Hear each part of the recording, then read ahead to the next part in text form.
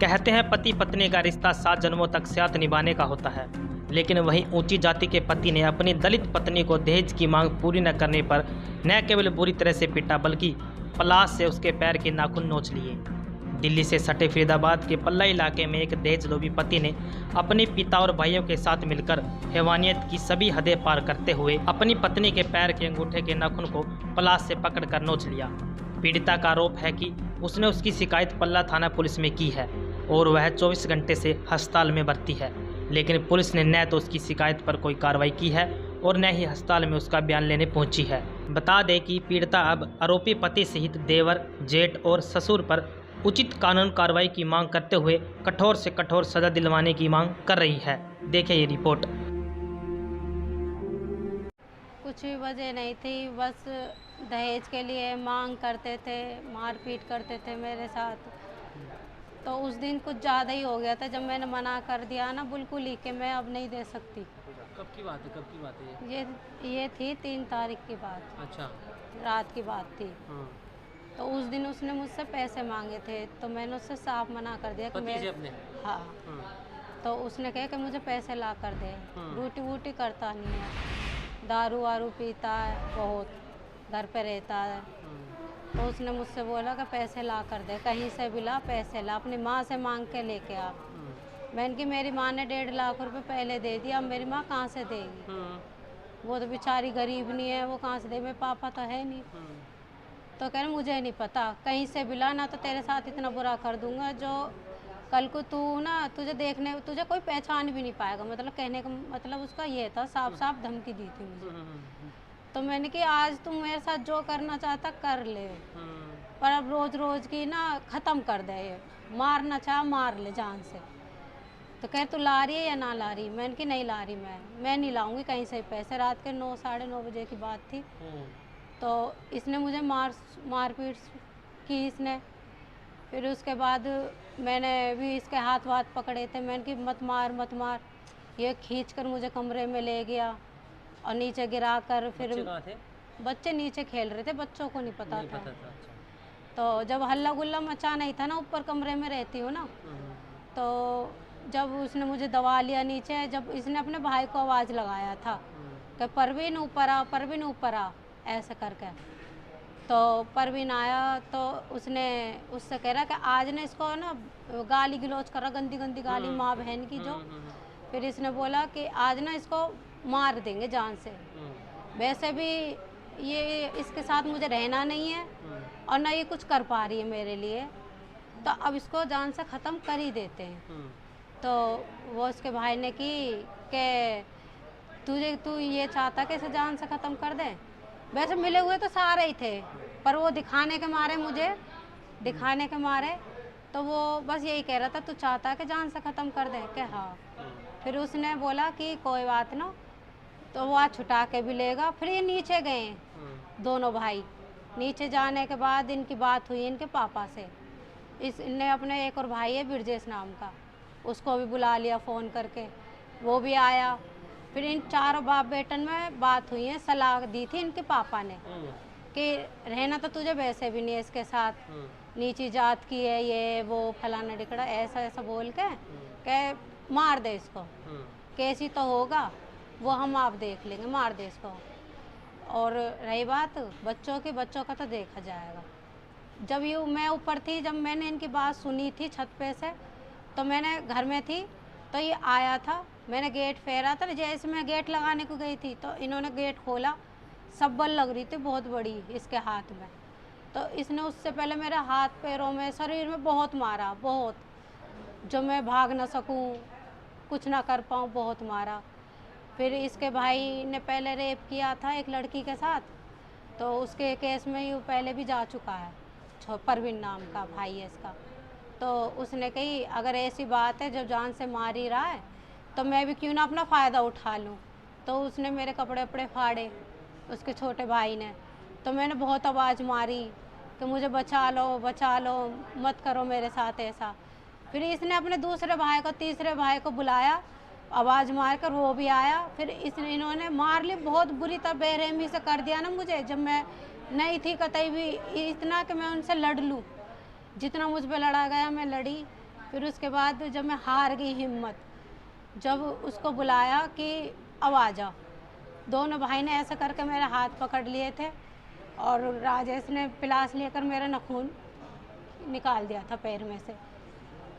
बहुत खून वून मतलब बहा था उस टाइम पर मेरा। ये पति ने निकाला था आपको? हाँ, राजेश ने। तो बहुत खून बहा था। जब मैं बहुत बेरहमी से नीचे गिरी पड़ी थी, बहुत खून था।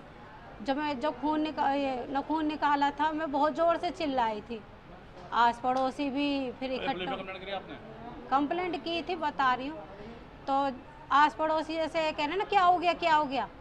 तो मेरी लड़की आई आवाज़ सुन के, तो मेरी लड़की ने देखा, डर गई। 12 साल की लड़की थी, वो भी डर गई कि मम्मी क्या हो गया।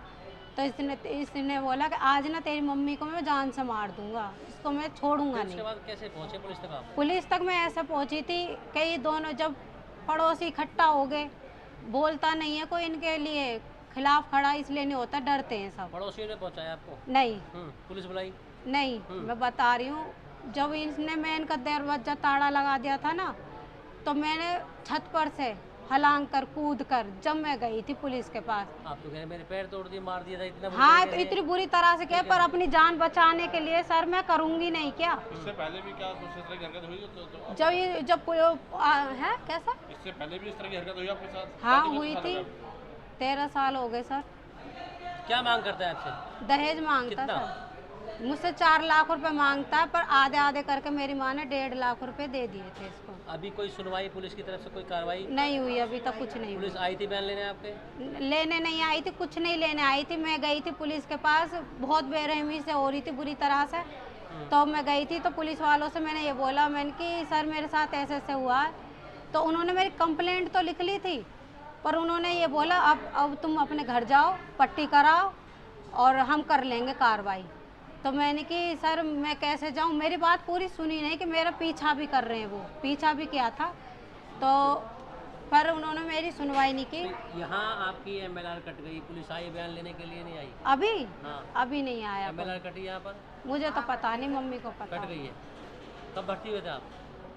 मम्मी 4 तारीख को हुई थी ना सुबह, कल।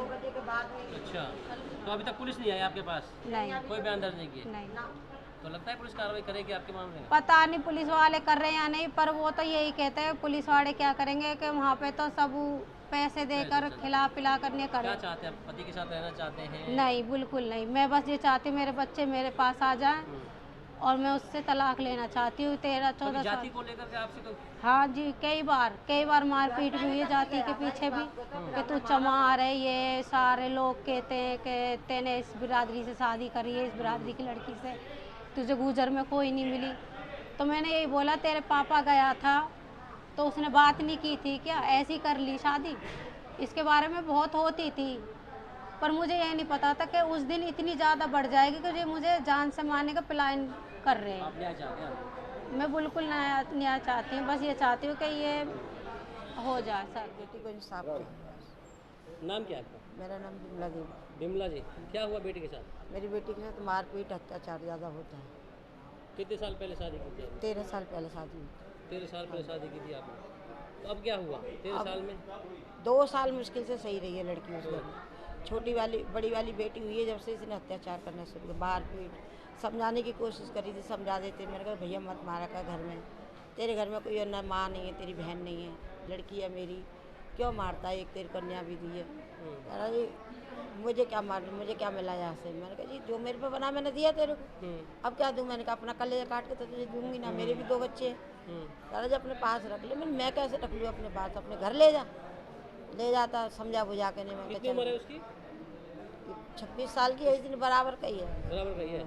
अच्छा, वो गुजर है और वो आप दलित गुजर, हैं, हाँ। शादी समझ में जाएगी। शादी हमने करी थी अपने रीति रिवाज से। किसी ने, मैंने कहा था कि ये मेरी 2 बेटी थी, परेशान थी, अच्छा, तो मैंने कहा चल तू यहाँ से घर में करूँगी। तो मैंने कहा तेरा जीवन अच्छा कटा है। मैंने कहा मैं परेशान हो गई इन लोगों से, 2 से बड़े से। किसी ने, मैंने बोला तो इन्होंने बताया था, मैंने कहा मुझे कोई ऐसा लड़का बताओ घर में सही हो।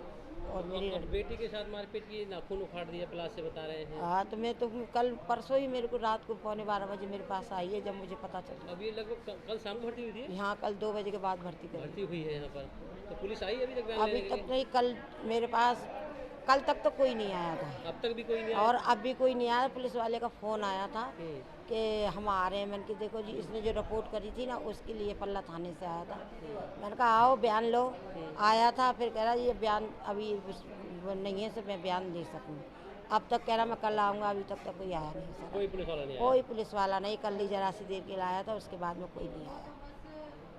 क्या चाहते हैं आप? मैं ये चाहती हूँ मेरी बेटी को इंसाफ मिलना चाहिए। वो सलाखों के पीछे जाती ना भाई, और मेरी बेटी को इंसाफ मिले, मेरी बच्ची के मेरे बच्चे मिल जाए। क्या है पूरा मामला? ये थाना पल्ला का एरिया का मामला है।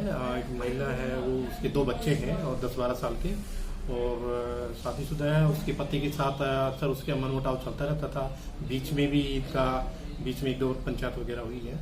और अभी जो शिकायत मिली थी महिला की, उस पर मुकदमा दर्ज कर लिया गया आरोपी पर उसके खिलाफ, और कानूनी कार्रवाई की जा रही है। आरोप लगा रही है कि वो थाने पल्ला में गई थी, उसकी सुनवाई न हुई, वो अकेली मजबूरी में फिर बी के हॉस्पिटल गई, जहाँ पर उसने अकेले इलाज करा रहा। वो उसको उनकी आपस में कहा सुनी हुई थी, और उसका जो पति है उसके हाथ में कोई प्लास जैसी कोई चीज थी, वो उसको मारा था, जिसकी वजह से उसको चोट लगी और वो वहाँ पे बीके हॉस्पिटल में गई और वहाँ उसका अपने कुछ ट्रीटमेंट लिया है पुलिस ने। और इसकी महिला की जो शिकायत पे मुकदमा दर्ज कर लिया है, कानूनी कार्रवाई की जा रही है।